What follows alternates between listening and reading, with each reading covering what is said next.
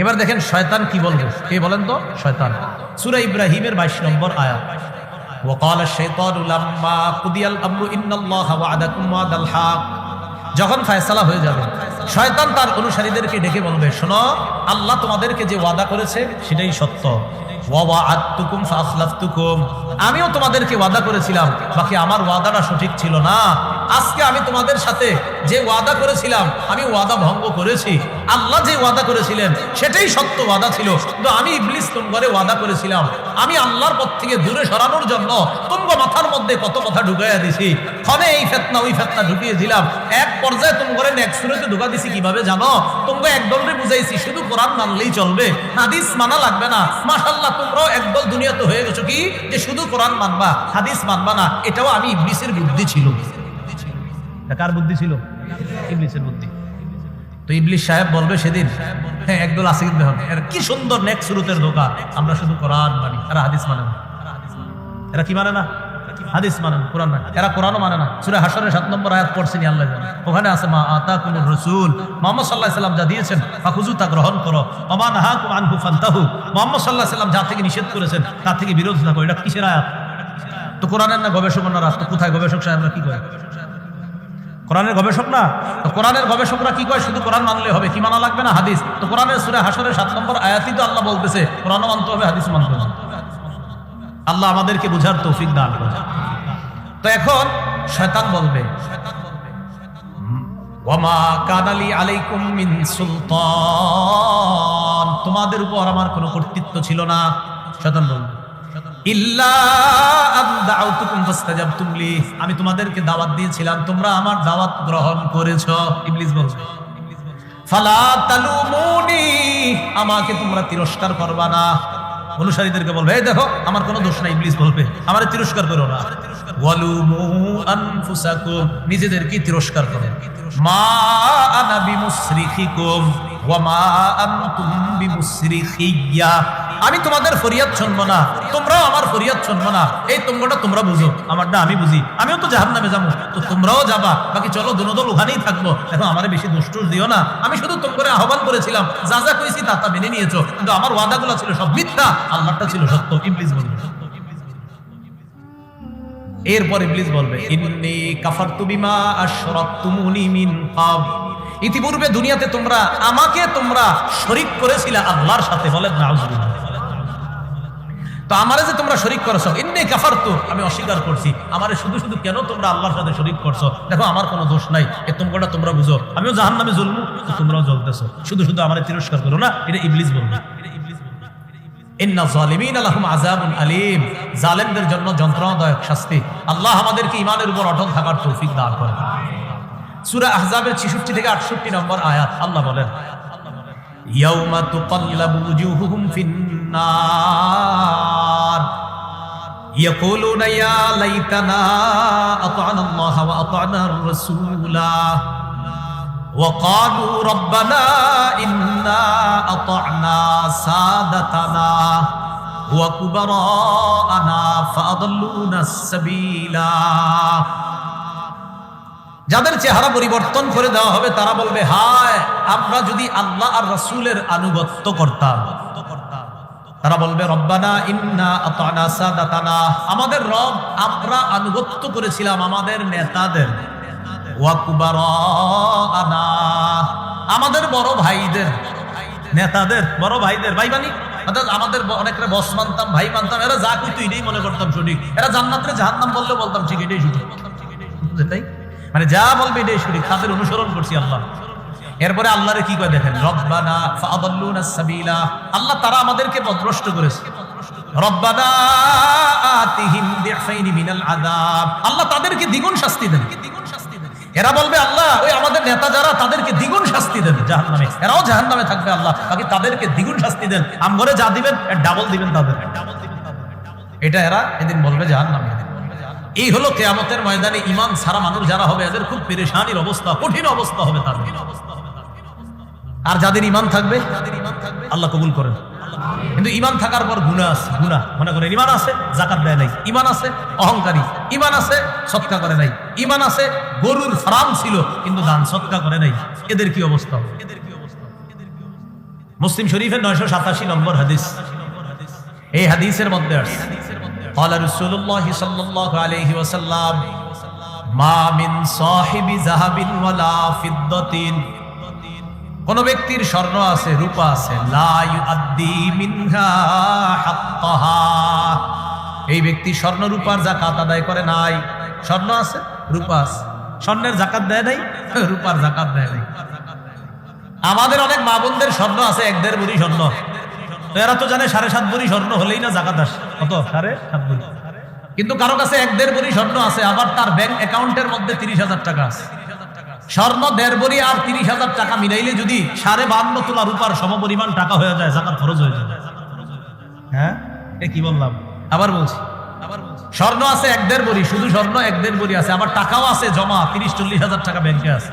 এই টাকার স্বর্ণ মূল্য যেটা, দুটোটা মিলাইলে যদি 52.5 তোলা রূপার সমপরিমাণ অর্থ হয়, আর এটার উপর 1 বছর অতিবাহিত হয়, তাও যাকাত হয়।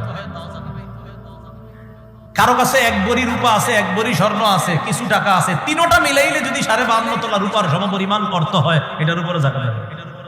আবার বলছি, কারো কাছে কিছু স্বর্ণ, কিছু রূপা, কিছু টাকা, তিনোটা মিলাইলে আপনার টাকাও আছে স্বর্ণ আছে, মানে 7.5 ভরি স্বর্ণ নাই কিন্তু কিছু কম আছে আর কি, আবার 52.5 তোলা রূপাও নাই, কিছু কম আছে, টাকাও আপনার যাকাত পরিমাণ যে অর্থ হয় টাকা ওই পরিমাণ নাই, এর চেয়ে কম আছে সেফ টাকা, কিন্তু তিনোটা টাকার অঙ্ক মিলাইলে 52.5 তোলা রূপার সমপরিমাণ অর্থ তার কাছে 1 বছর ছিল, যাকাত ছিল। এরকম অনেক রূপা স্বর্ণওয়ালা মা বোনরা কিন্তু যাকাত দেয় না। কি ঠিক? হ্যাঁ, মানে আসলেই তো ঠিক। কি এই জায়গায় ঠিকের আওয়াজ হালকা কেন জানেন? অনেকের বউ স্বর্ণ রূপা আছে, জানে মনে মনে, আমার বই তো দেয় না, আমার মেয়েই তো দেয় না, মনে মনে কইতেছে। তাহলে মাথায় রাখবেন কিন্তু 7.5 ভরি স্বর্ণ ঠিক আছে, কারো কাছে 7.5 ভরি, এটা হলো শুধু স্বর্ণ যদি কারো কাছে থাকে, শুধু স্বর্ণ আর কিচ্ছু নাই, তাহলে 7.5 ভরি। শুধু রূপা কারো কাছে আর কিচ্ছু নাই, এটা 52.5 তোলা রূপা। কিন্তু কারো কাছে আপনার কিছু স্বর্ণ, কিছু রূপা, আবার টাকাও আছে কিছু, তিনোটা মিলাইলে তার কাছে 52.5 তোলা রূপার সমপরিমাণ টাকা আছে, আর ওই টাকা যদি 1 বছর অতিবাহিত হয় তার উপর যাকাত খরচ হবে। এইরকম অনেক মানুষ আছে জানেন, যাদের প্রভিডেন্ট ফান্ড আছে না, আর আসেনি, বিভিন্ন জায়গায় টাকা জমা আছে না, আছে। আবার আপনারা ওই যে দোকান ভাড়া দেওয়ার সময় অ্যাডভান্স দেন না, অ্যাডভান্সের মালিক কে? কে যে অ্যাডভান্স দেয়, তো হে যাকাত দেন। আমি আপনাদের দোকান দিছি 2 লাখ, আমার অ্যাডভান্স দিছি, আমি আপনাদের দোকান আপনার ভাড়া দিছি 2 লাখ অ্যাডভান্স দিছি, আপনার কাছ থেকে 2 লাখ অ্যাডভান্স দিছি, তো অ্যাডভান্স দিয়ে ওনার কাছ থেকে 2 লাখ নিলাম, এটার মালিক কি আমি না উনি? জিজ্ঞেস করেন, যাকাত দেন। হ্যাঁ, ওলামায়ে কেরামের সাথে একটু পরামর্শ করে নিয়ে। আমি একবারও কিন্তু বলি নাই জায়েজ বা না জায়েজ, কারণ অনেকে টেনশনে পড়ে গেছেন। এই টেনশনটা কাটাইবেন, আগামীকালকে এই নরসিংদীর আলেমদের কাছে যাবেন, গিয়ে বলবেন হুজুর ঘটনা তো ঘটে গেছে, কি আমিও তো মানুষের কাছ থেকে অ্যাডভান্স দিছিলাম হুজুর, আমার তো 4টা দোকান নেওয়া, 5 লক্ষ টাকা অ্যাডভান্স দেওয়া, 5 লাখ টাকার মালিক তো আপনি, সে না? হ্যাঁ, এখন মাসালা আছে, এটা কি সিকিউরিটি মানি না অ্যাডভান্স? সিকিউরিটি মানি আবার অ্যাডভান্স, এটা দুইটা 2 রকম, এটা বিভিন্ন মাসাল, ঠিক আছে, আমাদের আলোচ্য বিষয় দিকে না, ঠিক না? তো যাই হোক, আপনাদের অনেকের টাকা সঞ্চয় করা আছে, বিভিন্ন জায়গায় আছে, আপনার কাছ থেকে আমি 5 লাখ টাকা পাও না, মানে আমি 5 লাখ টাকা আপনার কাছে পাই, 5 লাখ টাকা আপনার কাছে আছে, আমি টাকাটা পাই, এবং মাশাআল্লাহ খুব দ্রুতই পাওয়ার সম্ভাবনা আছে। এই 5 লাখ টাকার মালিক কিন্তু আপনি না, আমি যাকাত দিচ্ছি কিনা এটা খোঁজ নেওয়া দরকার এলাকায়। তো যাই হোক, এখন কিয়ামতের ময়দানে স্বর্ণ রূপার মালিক যারা যাকাত দেয় নাই, এদের কি অবস্থা হবে? রাসূলুল্লাহ সাল্লাল্লাহু আলাইহি সাল্লাম বলেন, যারা স্বর্ণ রূপার যাকাত দেয় না, তাদের এই স্বর্ণ রূপাকে সুফিহাত লাহু সাফাইহু মিন নার, আগুন দিয়ে পাত বানানো হবে, বানানোর পর উহমিয়া আলাইহা ফি নারি জাহান্নাম, এই আগুনের পাতকে আবার জাহান্নামের মধ্যে সেক দিয়ে গরম করা হবে। আবার বলছি, তাদের স্বর্ণ রূপাগুলা গলানো হবে, গলানোর পর পাত বানানো হবে, অথবা সহজে ওই যে দুনিয়াতে আমাকে কাপড় ইস্ত্রি করে না, লন্ড্রি, এই জাতীয় কিছু একটা বানানোর পর এটা আগুনের মধ্যে আবার কঠিন সেক দেওয়া হবে, জাহান্নামের আগুনে দেওয়ার পর ফাতুকওয়া বিহা জামবুহু ওয়া জাবিনুহু ওয়া যহরুহু, এই আগুনের ওই যে যেটা আপনার পাত অথবা স্ত্রীর মতো যেটা, এটা দিয়ে তার পার্শ্ব, কপাল আর পিঠে সেক দেওয়া হবে। যে যাকাত দেন, কুল্লামা বারাদাত,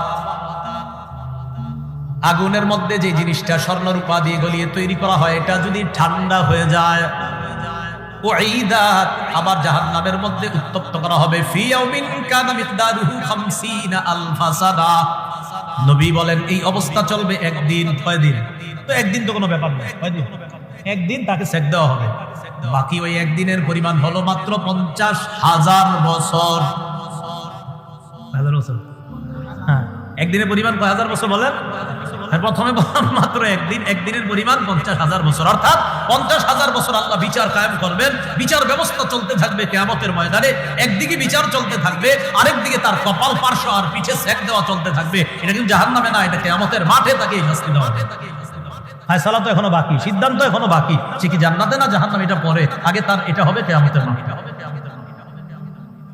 সাহাবীরা প্রশ্ন করলেন, হুজুর তাহলে যাদের ওট আছে, এটা তো স্বর্ণরূপা বললেন, অনেকের তো আরবে ওট আছে, ওট যাদের আছে তাদের? রাসূলুল্লাহ সাল্লাল্লাহু আলাইহি ওয়াসাল্লাম বলেন যাদের ওট আছে তারা যদি ওই ওটের হক আদায় না করে, যাকাত না দেয়, কিয়ামতের ময়দানে তাদের মাথাটা নিচু করে একটা সমতল ভূমির মধ্যে তাদেরকে শোয়া দেওয়া হবে। দুনিয়াতে যে যাকাতগুলা দেয় নাই, ওট আর ওটের বাচ্চারা খুর দিয়া তাদেরকে মারাবে আর মুখ দিয়া তাদেরকে খাইতে থাকবে।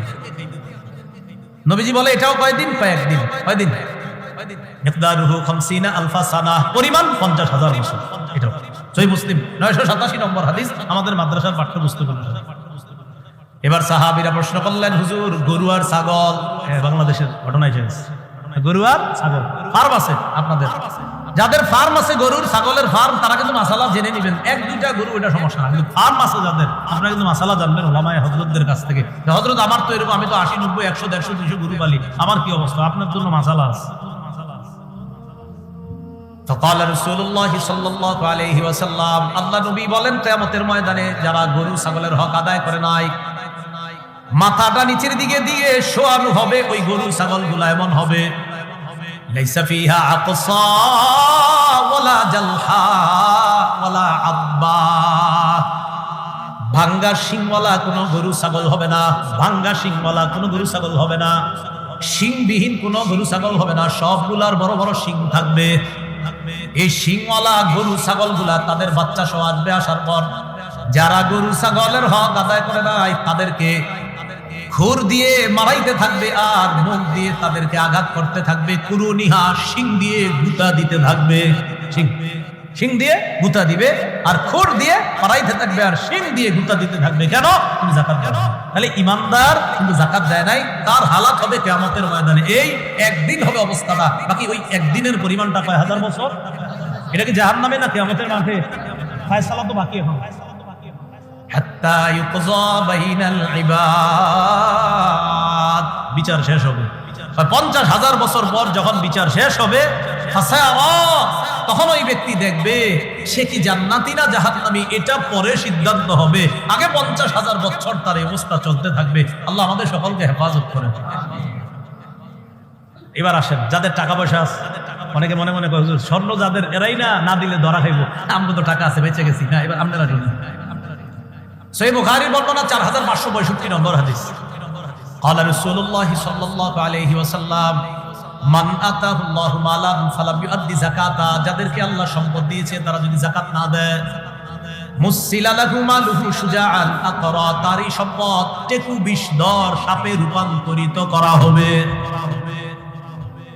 40 ভাগের 1 ভাগ যাকাত, এই লোকটা 1 ভাগ যাকাত দেয় না। 40 ভাগের 1 ভাগ যাকাত, লোকটা যাকাত দেয় না। ওই যে যাকাত দেয় না ওই লোক মনে করলো আমি বেঁচে গেছি, বেঁচে গেছি। নবীজি বলেন না না, যাকাত দেয় নাই যে সম্পদটা, ওই সম্পদটা বিষধর টেকু সাপে রূপান্তরিত করা হবে। লাহু জাবিবাতান, 2 চোখের উপর কালো চিহ্ন থাকবে, বিষাক্ত সাপ হবে। গলার মধ্যে সাপটা পেঁচায় দেওয়া হবে, গলায় পেঁচায় দেওয়ার পর ইয়াখুযু বিলিহজিমাতাই ইয়ানি বিশিদকাই, ওই সাপ ওই বান্দার 2 চোয়ালের মধ্যে এইভাবে আঘাত করে ধরে বলবে, আনা কানজুকা আনা মালুকা, আমি তোমার সম্পদ, আমি তোমার সঞ্চিত সম্পদ, আমি তোমার সেই সম্পদ, তুমি যে যাকাত দাও নাই, আমি সেই মাল, আজকে সাপ হয়েছি, আমি এখন তোমাকে খাবো। সেই সাপ তাকে খাবে। তখন নবীজি সূরা আলী ইমরানের একটা আয়াত তেলাওয়াত করলেন এই হাদিসের সপক্ষে, ওয়ালা ইয়াহসাবান্নাল্লাযীনা ইয়াবখালুনা বিমা আতাহুমুল্লাহু মিন ফাদলি, গালিবান সূরা আলী ইমরানের 180 নম্বর আয়াত। আল্লাহ বলেন ওয়ালা ইয়াহসাবান্নাল্লাযীনা ইয়াবখালুনা বিমা আতাহুমুল্লাহু মিন ফাদলিহি ওয়া খায়রাল লাহুম, যাদেরকে আল্লাহ সম্পদ দান করেছে তারা যেন এটা মনে না করে যে আমি সম্পদ দান না করে কৃপণতা করে আমি খুব ভালো কাজ করছি। আল্লাহ বলে না, বাল হুয়া শাররুল লাহুম, এটা তার জন্য অকল্যাণ, এটা কল্যাণ না। সায়ুতাওয়াকুনা মা বাখিলু, সে যে কৃপণতা করেছে, তারা যে কৃপণতা করতো যে মাল নিয়ে, এই সম্পদগুলা সাপে রূপান্তরিত করে সায়ুতাওয়াকুনা তাদের গলার মধ্যে পেঁচিয়ে দেওয়া। এটা হলো কাদের? ইমানদার, যাকাত দেয় না। আল্লাহ আমাদেরকে হেফাজত করে। আরেক শ্রেণীর মানুষ আছে আপনার ইমানদার, দুনিয়ার মধ্যে অহংকার করত, ইমানদার, সম্পদের অহংকার, টাকার অহংকার, অর্থের অহংকার, বিভিন্ন কারণে বিভিন্ন সময়, সেটা পজিশনের অহংকার হতে পারে, ক্ষমতার অহংকার হতে পারে, বিভিন্ন পজিশনের অহংকার হতে পারে। তিরমিজি শরীফের 2492 নম্বর হাদিসের বর্ণনা, قال رسول الله صلى الله عليه وسلم يحشر المتكبرون يوم القيامة أمثال الذر في صور الرجال وذر أمثال الذر في صور الرجال। কিয়ামতের ময়দানে মানুষের আকৃতিতে পিঁপড়ার মতো, বলেন পুরাটা কার আকৃতি? মানুষের, বলেন কার আকৃতি? মতকার পিঁপড়ার। আবার পুরাটা বলেন মানুষের আকৃতিতে পিঁপড়ার মতো অহংকারীদেরকে কিয়ামতের ময়দানে উপস্থিত করা হবে। আল্লাহ ভালো জানে। পিঁপড়ার মতো, বাকি মানুষ, সে মানুষ, আপনার মানুষ কিন্তু পিঁপড়ার মতো, এর এইভাবে কিয়ামতের ময়দানে উপস্থিত করা হবে। ইয়াশাহু যিল্লু মিন কুল্লি মাকান, লাঞ্ছনা তাকে চারদিক থেকে ঘেরাও করে ধরবে, লাঞ্ছনা তাকে চারদিক থেকে ঘেরাও করে ধরবে। এই অবস্থা হবে কিয়ামতের ময়দানে। তো আল্লাহ পাক রব্বুল আলামিন, এই হলো আপনার ইমানদার, কিন্তু যারা গুনাহ করবে তাদের এই হালাত। 3 নাম্বার, কিয়ামতের ময়দানে একদল মুত্তাকি আছে যারা গুনাহ করে নাই, তাদের কি অবস্থা হবে? মানে আপনার গুনাহ করতো না, তেমন কবিরা গুনাহ করতো না, তাদের কি অবস্থা হবে?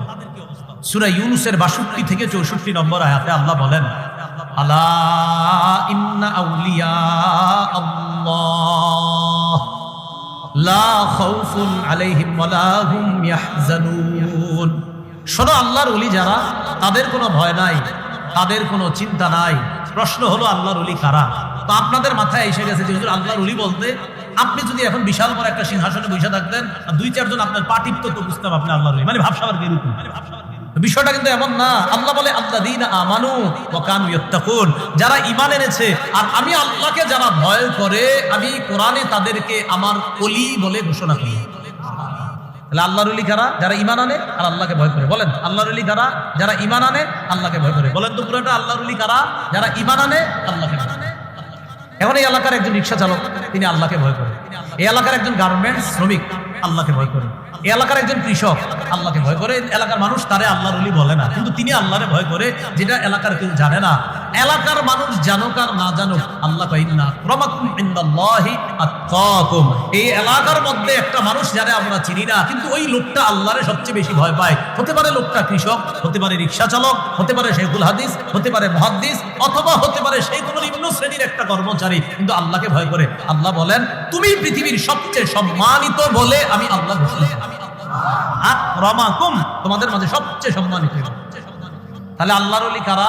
যারা ঈমান আনে, আল্লাহকে ভয় করে। আল্লাহ বলেন লাহুমুল বুশরা ফিল হায়াতিদ দুনিয়া ওয়া ফিল আখিরাহ, তাদের জন্য সুসংবাদ দুনিয়াতে এবং আখিরাতে। লা তাবদীলা লিকালিমাতিল্লাহ, আল্লাহর কথার কোনো পরিবর্তন হবে না। যালিকা হুয়াল ফাউজুল আযীম, এটাই হলো সবচেয়ে চূড়ান্ত সফলতা, মহান সফলতা। এই মহান সফলতা যেন আমরা অর্জন করতে পারি, আল্লাহ তৌফিক দান করুন। কিয়ামতের ময়দানে এটা গেল আপনার বিভিন্ন শ্রেণী। এবার মানে আপনার ব্যাপকভাবে সবার অবস্থাটা কি হবে? একদম ব্যাপকভাবে মানুষের মাঝে সবচেয়ে সম্মানিত কারা? বলেন নবীগণ। কারা? নবীগণ।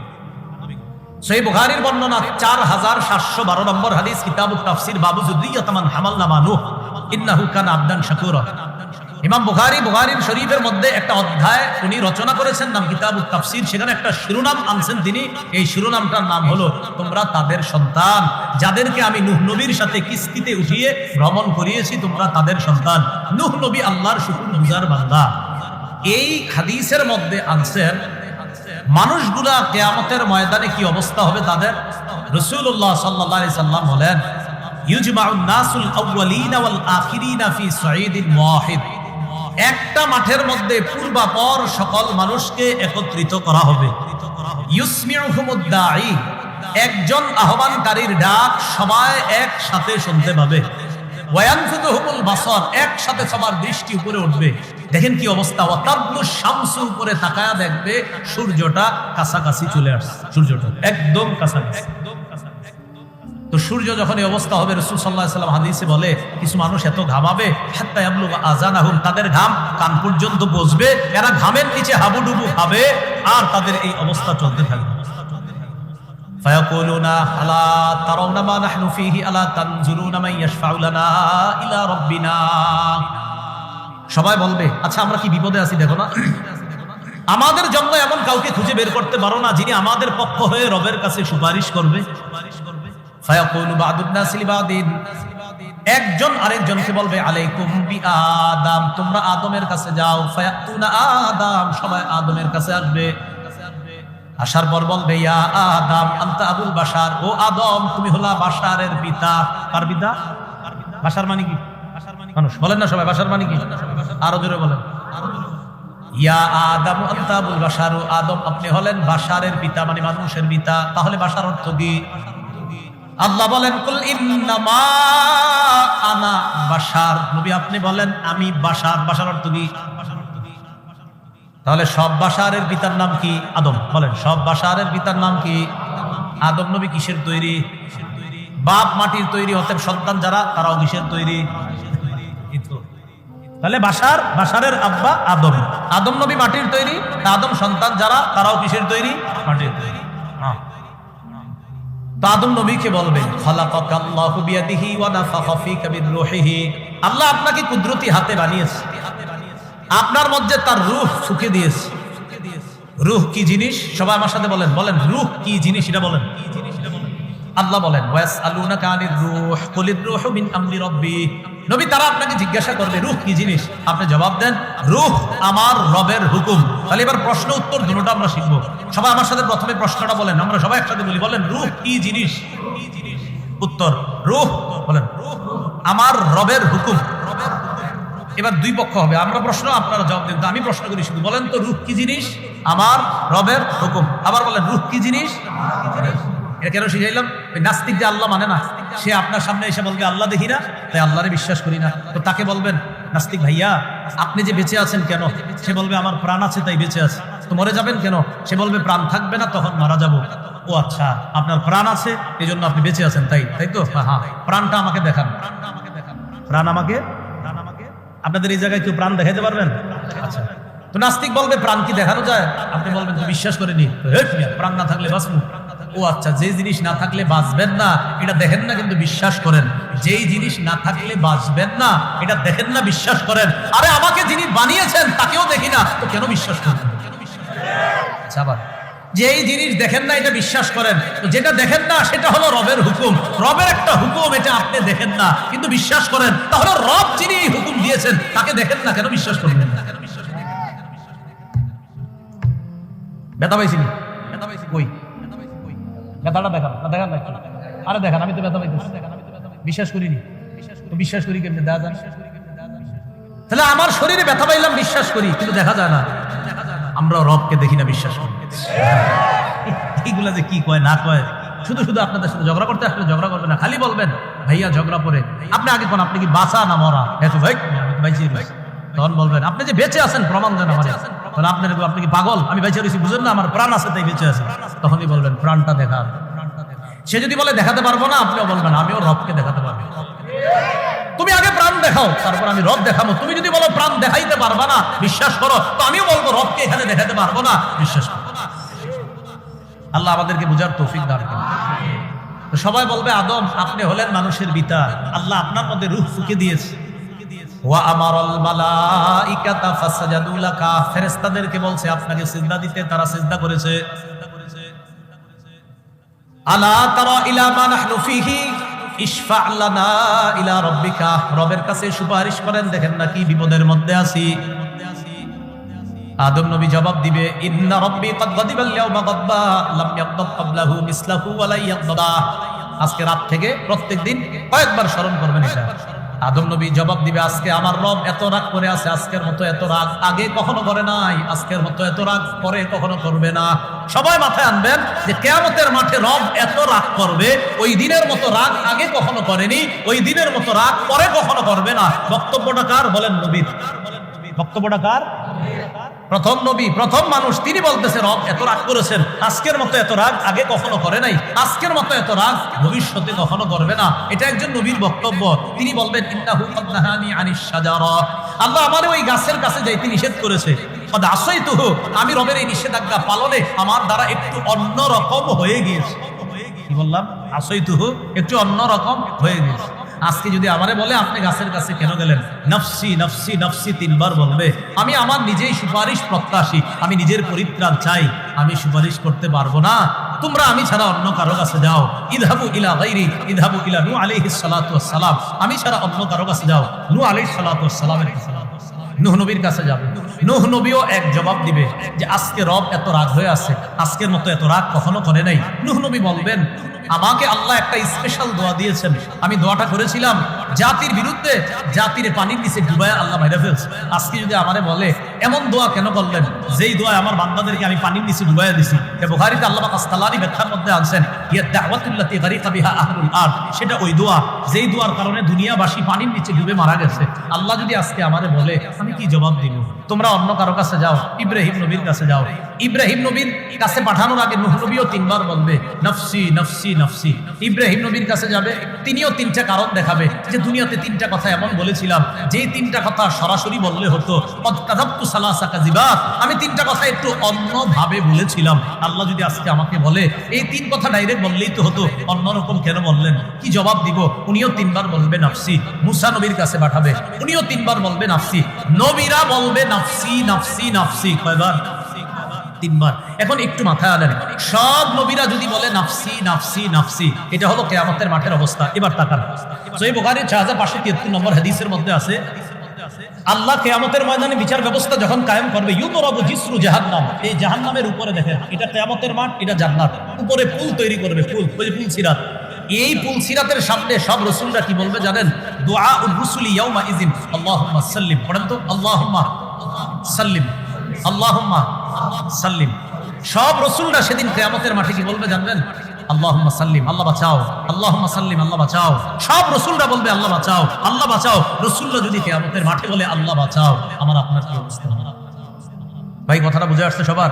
তো রাসূলরা পর্যন্ত ফুল সিরাতের উপরে যখন বিশাল বড় বড় কাঁটা দেখবে, রাসূলরাও বলবে আল্লাহুম্মা সাল্লিম, আল্লাহুম্মা সাল্লিম, আল্লাহ বাঁচাও, আল্লাহ বাঁচাও। আমাদের নবী বলেন আকুনু আউয়ালা মা ইউজিজু, ওই ফুল সিরাত যেটা কাঁটাযুক্ত বিশাল বড় বড়, এটা সর্বপ্রথম পাড়ি দিবে যে, সে হবো আমি মুহাম্মদ সাল্লাল্লাহু আলাইহি ওয়াসাল্লাম।